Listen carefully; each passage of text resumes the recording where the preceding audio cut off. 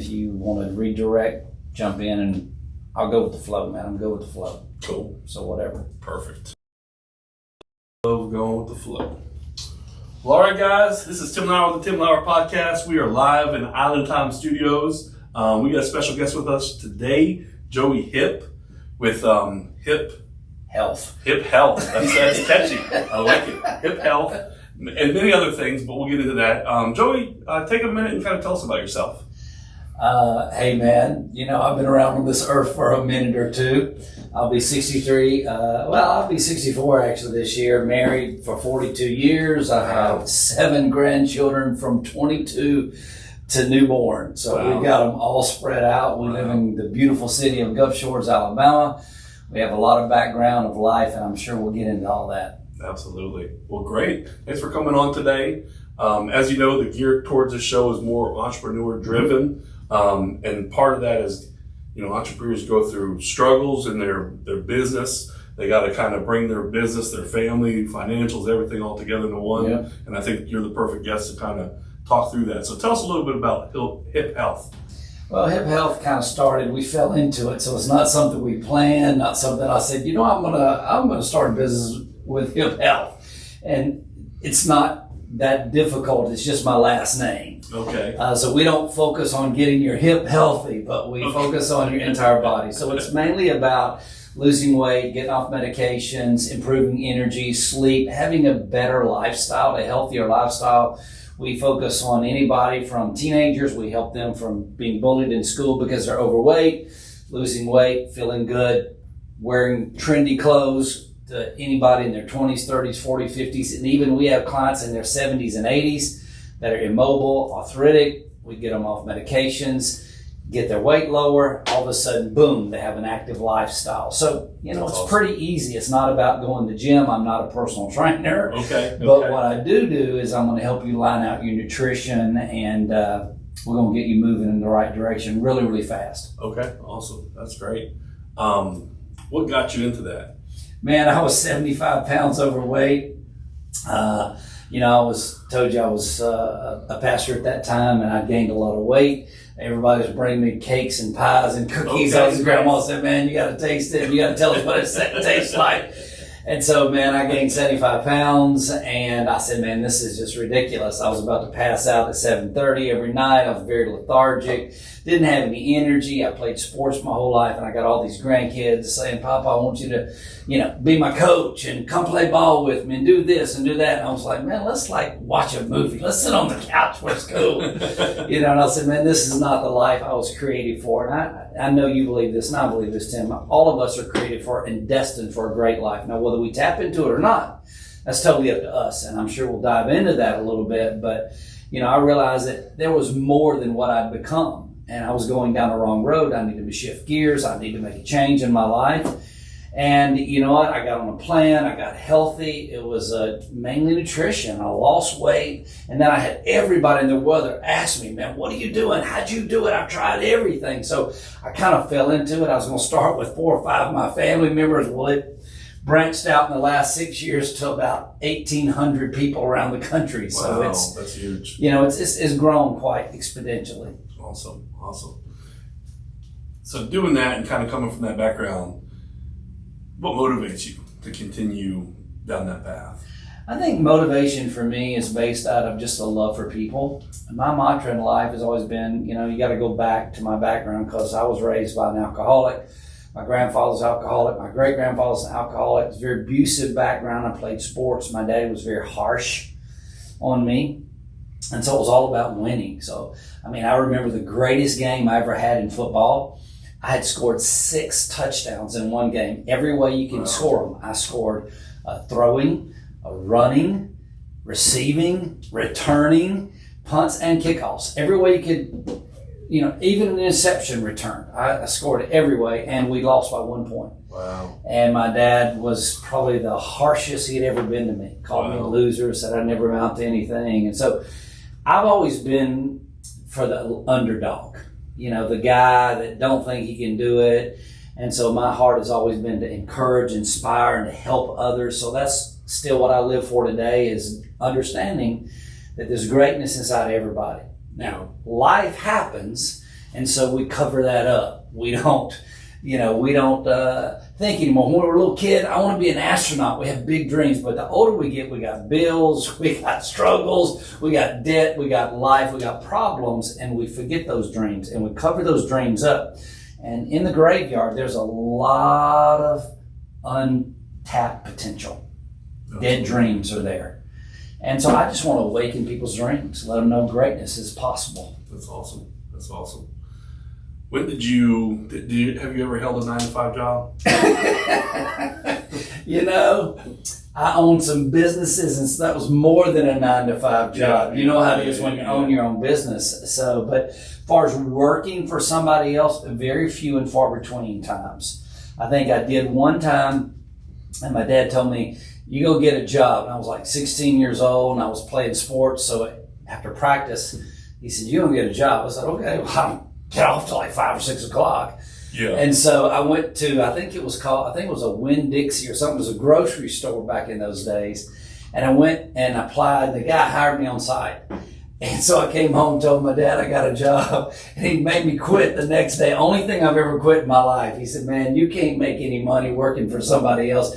You got to work for yourself. You got to be a business owner. He said, so I'm going to put you into business. My dad was in the pest control business, so I kind of got launched into that, into sales, into things like that. So most of my life was starting something or kind of working on my own. You know what? I've never filled out a resume in my life. Wow.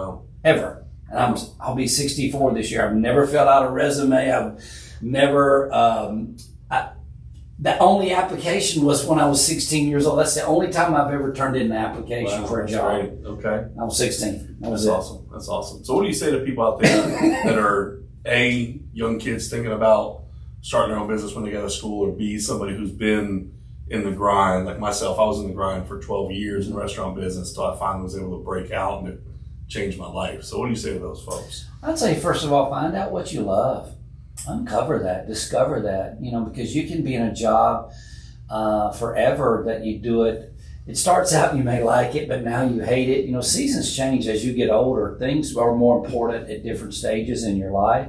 Find out what you love, because there's a lot of people, they'll put in 40 years and get a gold watch, and they hated every minute of it after the first 2 or 3 years. That's right. So are you going to stay stuck in something that you don't like just because you need it to pay the bills? Well, there's a lot of other things out there. So first of all, if you're going to be successful, and you know this, and I know this, Tim, you know what? You've got to find what you love. What is your passion? What are you passionate about? And when you find out what you're passionate about, find something that allows you that to be an outlet for you. And then you'll never really work a day in your life. Of course, you'll have struggles and difficulties when you own your own business, and especially if you have employees and things like that. But you know what? It's okay, because you're doing what you're passionate about, what you were called to, so to speak, what your inner heart is leading you to. So I think that's your first step.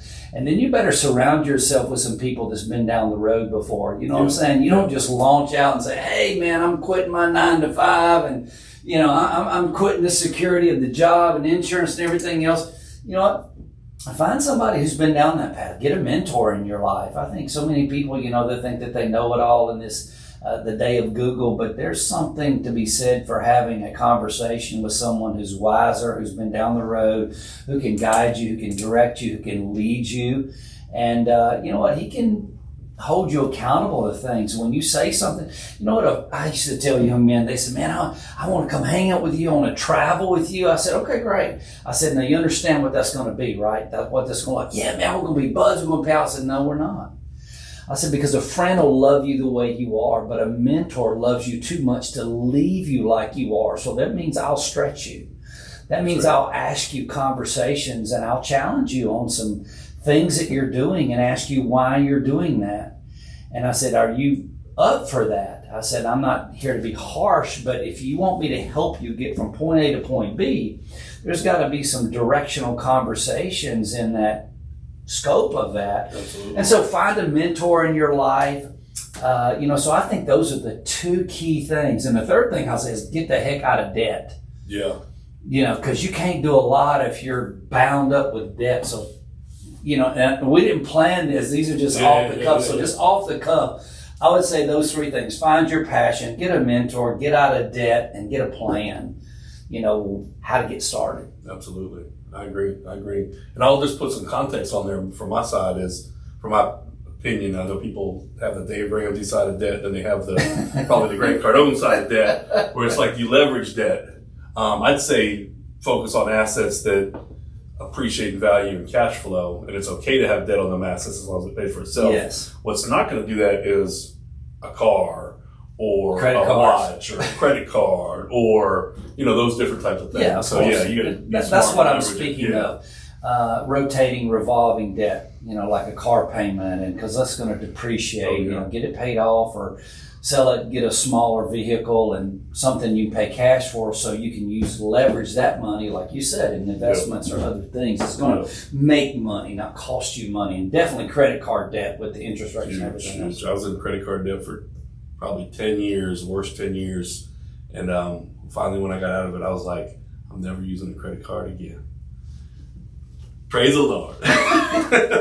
So let's get into a little bit more of your background. Okay. So you've written some books. Yes. All right. Tell us about them. They were all mainly faith-based books because my background is I was a business owner out of college. I graduated with a degree in business.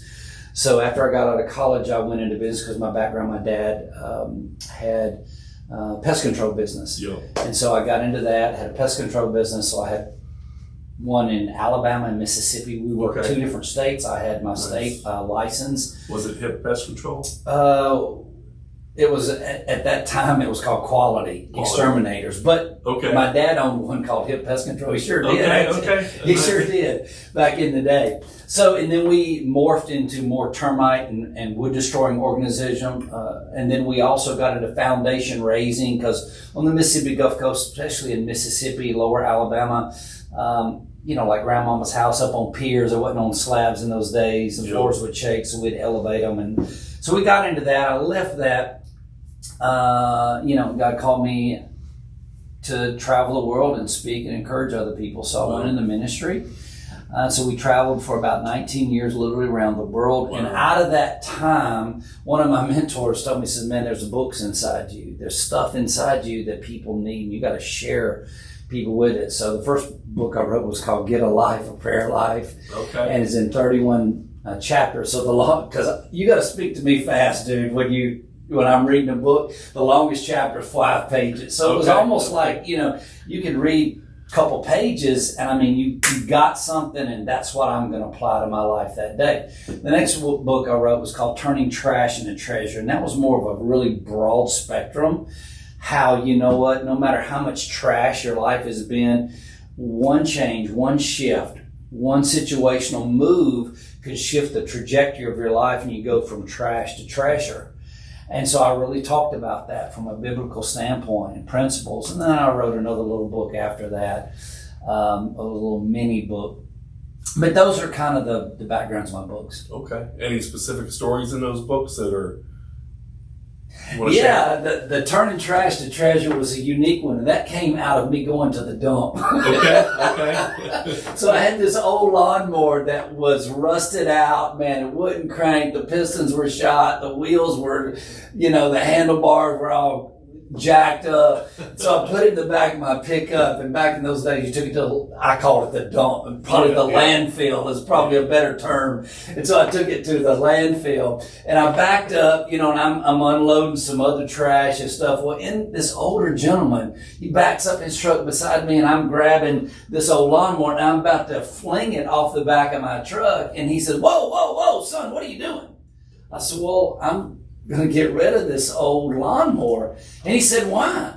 I said, man, this is a piece of trash. I said, it's rusted, it won't crank, it don't have tires on it, the handlebars are jacked up, the pistons are shot. He said, can I have it?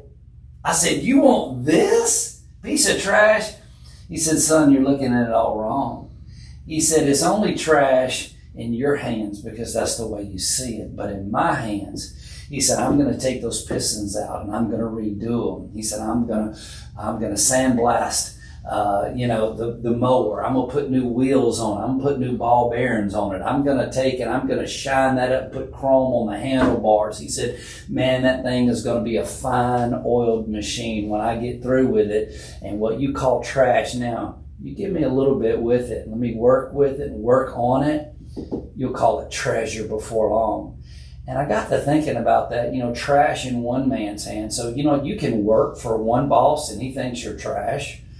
You know what I'm saying? And think, man, you'll never amount to anybody. You belong in the mailroom. But the right person to see your potential, or even you see your own potential, you could vault from the mailroom to the penthouse. Yeah. So it just depends on, who you connect with, who you surround your life with, who you expose yourself with. So don't get caught up in the trap just because somebody thinks that you won't amount to anything and that's who you are. Just because you had a failure don't mean you're a failure.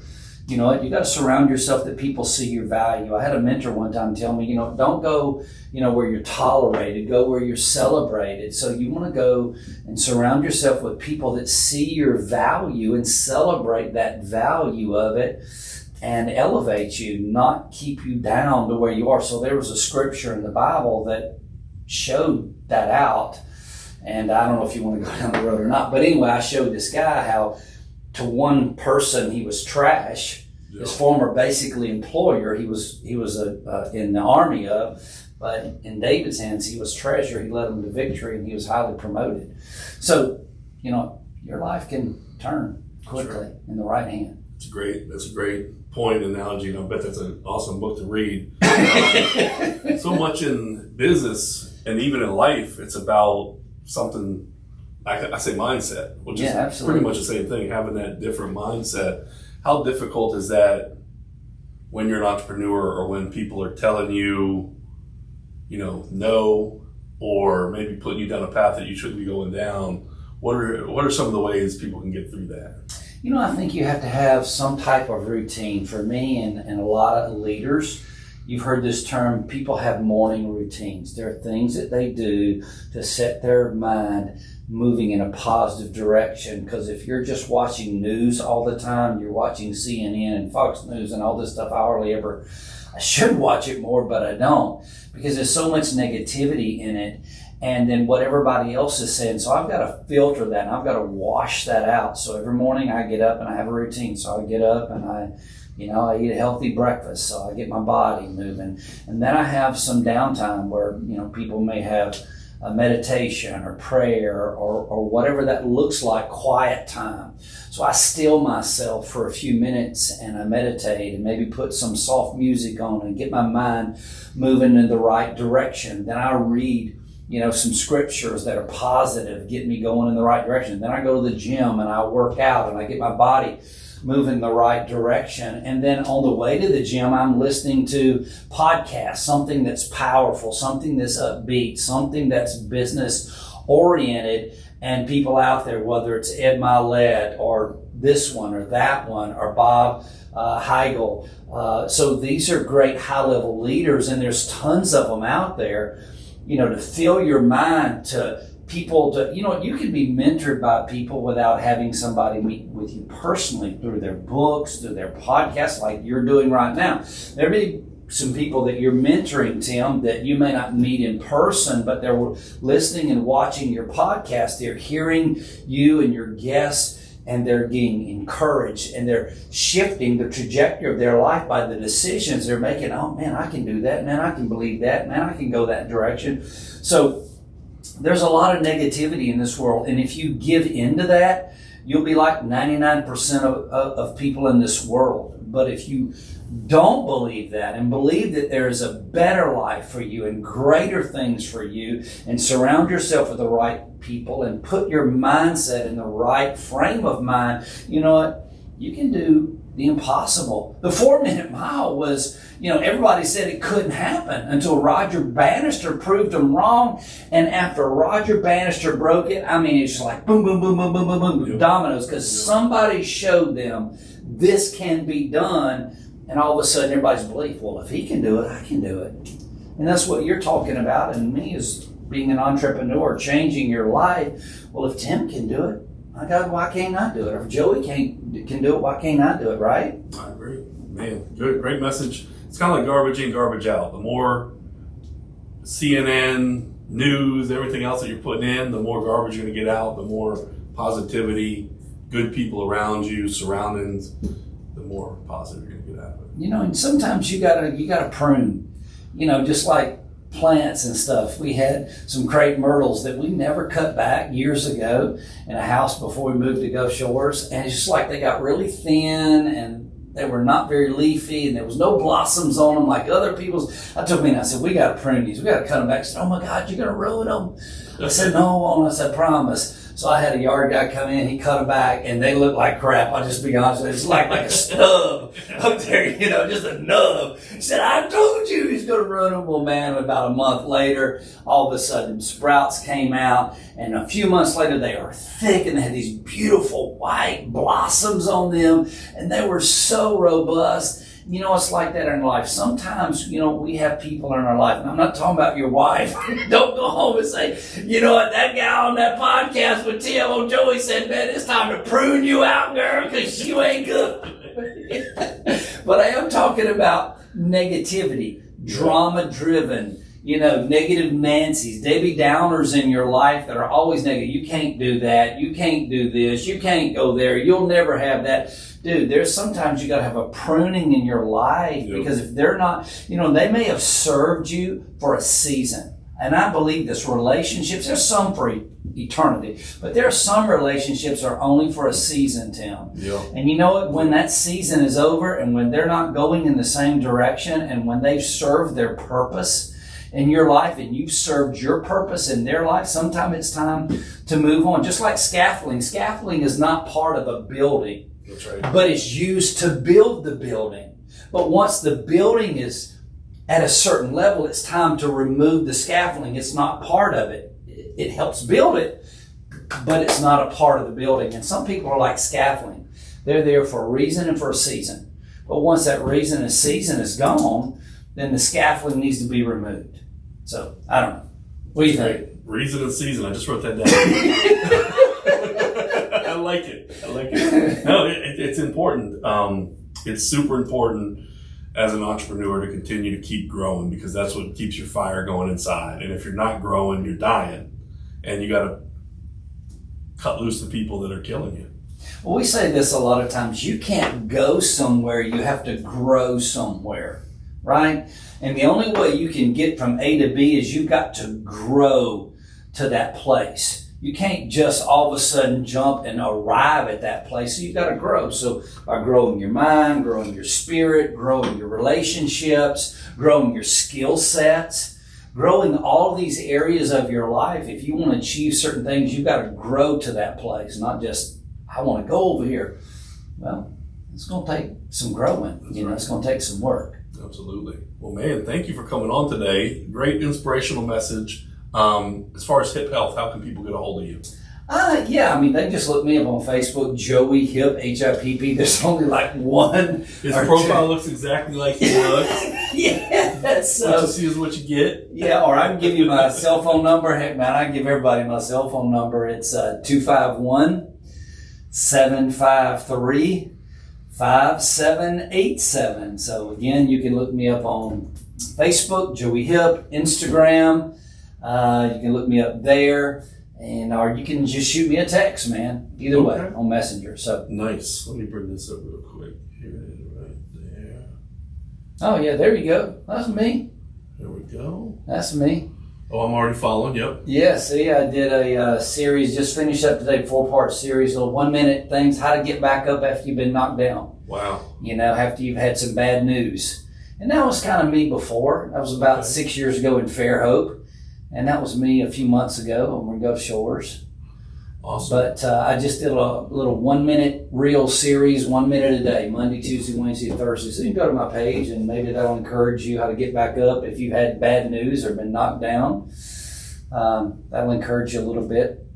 But anyway, go check us out on our page and you can learn a little bit more about us. You can click Linktree right there and it gives you some testimonials. Okay. of some different ones that we've helped in business. So our story, there's a little video from us on the weight loss stories of success. There's a free health assessment right there that you can take if you'd like. But if you want to know about ministry or speaking inquiries or real estate or any, just contacted me at all, it's all right there. Awesome. Off the page. Cool. Thank you for coming on today, Joey. Had an Thank you, awesome time. Lots of fun. We got to do it again soon. Yeah, absolutely, man. Hope hope we encourage some folks. And I believe this, I was thinking about this on the way over. And I was like, there's a reason that we do everything. There's a reason. Absolutely. Today was the day that I was going to be on here with you. There's a reason you and I were going to go back and forth and chop it up. Because I believe there's people out there that's going to watch this podcast, see it on Facebook Live, or I'll share it to my page, as they needed to hear what we said today. What you said, what I said, the energy from this. I think there were some people that were down, maybe ready to give up, maybe ready to throw in the towel, maybe thinking, I don't know, well, it's good for them, but I'm not sure I can do it. Yes, you can. Yes, you can. So I believe that today was for you to be encouraged to move forward. I agree. We can do it. You guys can do it. Absolutely. Cool. Boom.